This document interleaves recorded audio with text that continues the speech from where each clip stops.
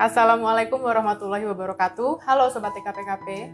Perkenalkan, saya Cindy Aprila Putri dari UPT Pusat Pengembangan Benih dan Proteksi Tanaman yang pada kesempatan kali ini akan menjadi host dalam Pojok Info Dinas KPKP.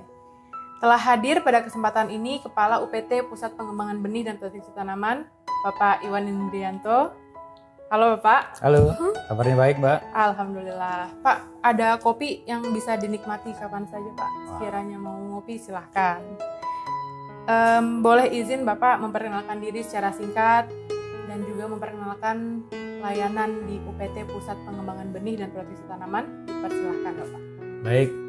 Halo Sobat di KPKP, pada kesempatan ini perkenalkan saya Iwan Indrianto selaku Kepala Pusat Pengembangan Benih dan Proteksi Tanaman Dinas Ketahanan Pangan, Kelautan dan Pertanian Provinsi DKI Jakarta. Dalam rangka Pojok Podcast pada kesempatan ini, Sobat di KPKP, saya ingin mengenalkan bahwa Pusat Pengembangan Benih dan Proteksi Tanaman memiliki fungsi selain penyediaan benih unggul, bibit unggul, serta pelayanan terhadap pengendalian hama penyakit.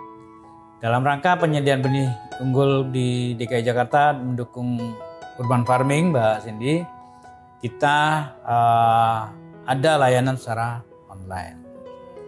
Berarti kan udah diketahui nih Pak ya, kalau sekarang tuh antusiasme dan minat masyarakat dalam mengembangkan urban farming lagi meningkat. Betul. Nah, peran dari Pusbang Benih ini pastinya sangat penting karena ada layanan bibit tanaman gratis. Betul. Mungkin boleh dijelaskan kepada Sobat TKPKP di rumah, Bapak bagaimana sih alur dan prosedurnya kalau mau memanfaatkan layanan tersebut? Ya, jadi pada intinya layanan-layanan gratis ini bisa diakses di media sosial kita, baik melalui IG, baik melalui Twitter dan Facebook, yang mana di halaman terhadap layanan online ini bisa diakses di openstreetmap.id di DKPKP, di mana di situ ada beberapa pilihan baik untuk secara jumlah terbatas maupun yang harus mendapatkan rekomendasi dari Dinas KPKP. Pada intinya kita menyediakan layanan ini untuk mempermudah masyarakat DKI Jakarta dalam membutuhkan bibit secara gratis. Kalau untuk jumlah dan jenis tanamannya yang bisa dimintakan apa saja Bapak? Ya, jadi yang jelas tanaman-tanaman buah-buahan, tanaman biofarmaka toga, dan tanaman-tanaman yang berguna bagi pelayanan di masyarakat yang sifatnya tanaman-tanaman seperti mangga, tanaman rambutan, ataupun tanaman toga. Dan jumlahnya kalau untuk tanaman buah-buahan itu kalau untuk 2 pohon bisa ditukarkan dengan KTP DKI secara gratis. Selebihnya bisa dilihat di dalam layanan kami untuk batasan-batasan berapa yang bisa diberikan secara gratis kepada masyarakat. Untuk mensupport banyaknya permintaan nih Bapak, kan pasti ada kebun bibit. Boleh diceritain ada berapa kebun bibit Bapak yang Bapak kelola sebagai Bapak UPT? Jadi gini, mempermudah penyediaan benih ini memang di 14 kebun bibit yang kita kelola di seluruh wilayah DKI Jakarta, di mana kebun-kebun tersebut melakukan perbanyakan tanaman-tanaman buah-buahan, tanaman biofarmaka, dan juga kemudahan-kemudahan akses masyarakat dalam pengambilan bibit tersebut melalui layanan dari rekomendasi ataupun DO dari Dinas KPKP. Lokasi-lokasinya akan disesuaikan dengan lokasi, misalnya instansi pemerintah yang minta itu lokasi di Jakarta Utara, pengambilan bibitnya di sekitar Jakarta Utara kebun bibitnya agar mudah ya, Bapak? Agar aksesnya mudah dan tidak terlalu jauh. Oke. Nah, selama Bapak menjabat sebagai Kepala UPT, bagaimana sih tren masyarakat terhadap layanan ini? Sudah banyak pastinya ya Pak yang memanfaatkan layanan ini? Banyak sekali, apalagi kita di pasca pandemi COVID, banyak aktivitas masyarakat dalam mendukung khususnya urban farming, bercocok tanam dan lainnya, itu dirasakan sekali. Sedangkan kegiatan-kegiatan yang saat ini diakses oleh masyarakat itu terutama dalam penataan kawasan Mbak Cindy. Apalagi gerakan penataan kawasan ini sangat disupport sekali oleh Pemprov DKI, sehingga penyediaan kebutuhan benih, bibit tanaman-tanaman buah-bahan, tanaman-tanaman toga itu sangat meningkat. Mencapai tahun 2022 itu 52.000 pohon, baik itu tanaman produktif, tanaman buah-buahan maupun tanaman biofarmaka. 52.000 pohon sudah tersebar dimanfaatkan ditanam oleh masyarakat gitu ya Pak, untuk mendukung penghijauan. Ya, betul. Oke, berarti saat ini masyarakat sudah tahu dan diharapkan dari pojok info ini masyarakat bisa lebih aware ya Pak, bisa menjangkau seluruh lapisan masyarakat. Ya, jadi biar lebih terinfokan secara luas bahwa selain melalui pojok podcast DKPKP ini, sobat DKPKP bisa mengakses media sosial kita. Oh iya, boleh bisa follow di IG kami di P2BBT_DKPKP, ataupun bisa di Twitter ataupun Facebook kita yang ada di IG kita, bisa dilihat. Jadi masyarakat bisa mengakses dari situ. Siap. Berarti bisa saya simpulkan untuk permohonan online bisa melalui openstreetmap.id/dkpkp ya Pak. Dan kalau permohonan jumlahnya besar bisa bersurat ke Kepala UPT. Oke, berarti saat ini peran Pusbang sudah dirasakan oleh masyarakat. Orang-orang sudah berbudidaya, tentunya mengharapkan hasilnya produktif ya Pak. Bisa dimanfaatkan sendiri untuk ketahanan pangan maupun dijual untuk peningkatan ekonomi. Tapi kan hasilnya pasti akan kurang baik nih kalau masyarakat kurang sadar tentang pengendalian hama dan penyakit.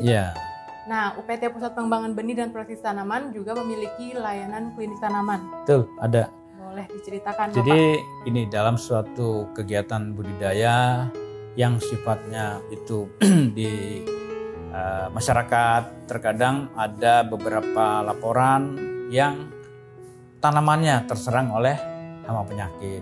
Nah, kami Pusat Pengembangan Benih dan Proteksi Tanaman ini memiliki layanan secara gratis untuk konsultasi terhadap hama atau penyakit apa yang menyerang tanamannya, sehingga minimal kendala-kendala tersebut di masyarakat bisa diminimalisir atau bahkan bisa diantisipasi sejak awal.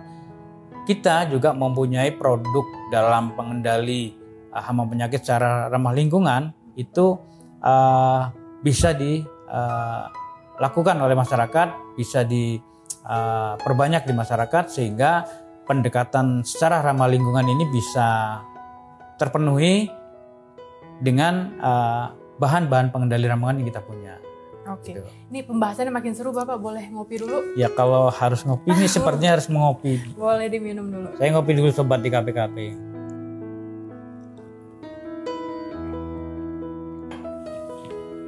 Semakin seru sih sepertinya. Seru. Semoga bermanfaat ya Pak. Alhamdulillah. Kalau untuk pelayanan klinik tanaman ini kan di Pusbang Benih dan Proteksi Tanaman punya laboratorium ya Pak? Betul.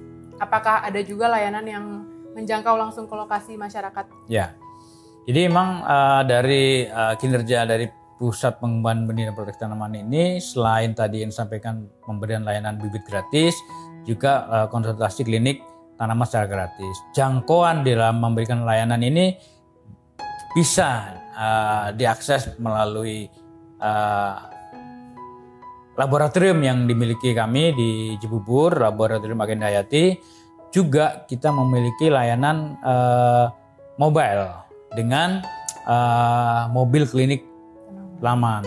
Jadi mobil klinik tanaman ini adalah sifatnya menjemput bola ke masyarakat, di mana sudah kita lakukan tahun kemarin di 5 wilayah, tempat-tempat yang bisa dikunjungin untuk bisa memberikan layanan seperti di RPetra, di sekolah, ataupun sarana-sarana instansi pemerintah yang bisa ditempatkan mobil klinik tanaman ini agar masyarakat mudah menjangkaunya Mbak Cindy. Iya.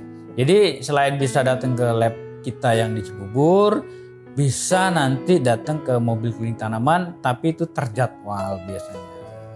Maka dari itu penting ya Bapak untuk nge-follow Instagram P2BPT. Ya, supaya informasi di medsos kami bisa disampaikan, bisa diketahui masyarakat secara luas, sehingga masyarakat tahu kapan misalnya wilayah Jakarta Barat nih, kapan saya bisa mengakses untuk ke mobil klinik tanaman, di mana lokasinya itu biasanya terjadwal di dalam media sosial yang kita miliki.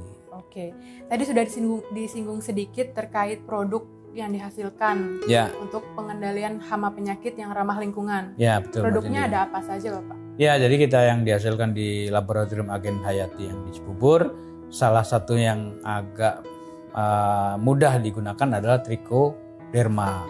Di mana trichoderma ini bisa dikembangkan di kelompok-kelompok masyarakat ataupun di poktan-poktan binaan, di mana fungsi salah satu dari trichoderma ini adalah mengatasi tular tanah di dalam budidaya secara konvensional dan bisa mengendalikan hama penyakit yang ada di media tanam. Oke, kayaknya untuk produk trikokompos juga udah banyak dikenal masyarakat ya Pak? Ya, jadi trikokompos ini adalah salah satu produk yang campuran dari trichoderma dan pupuk kandang yang sudah banyak dikenal oleh masyarakat dan sudah bisa memberikan nilai tambah terhadap hasil budidaya tanaman di tingkat masyarakat, terutama budidaya tanaman sayuran. Berarti produk biopestisida ya Bapak, ada pestisida nabati juga. Iya, betul. Dan pengendali serangga, kalau tadi kan trichoderma ya, untuk penyakit. Penyakit. Ya, dan juga ada beberapa lagi yang seperti metarhizium, beperia, dan pestisida nabati lainnya yang diproduksi di lab Agen Hayati kita. Berarti memang layanannya cukup luas ya Bapak, udah melayani konsultasi hama dan penyakit, lalu nanti rekomendasi pengendaliannya produknya juga bisa dari UPT ini. Iya.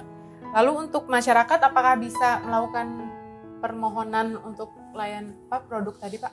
Ya, jadi masyarakat bisa mengajukan kebutuhan-kebutuhan untuk dalam rangka pengendalian hama secara ramah lingkungan ke Pusat Pengembangan Benih dan Protek Tanaman, seperti salah satu produknya adalah trichoderma. Trikokompos juga bisa dengan mengajukan permohonan kepada Dinas KPKP atau CQ ke Pusat Pengembangan Benih dan Protek Tanaman.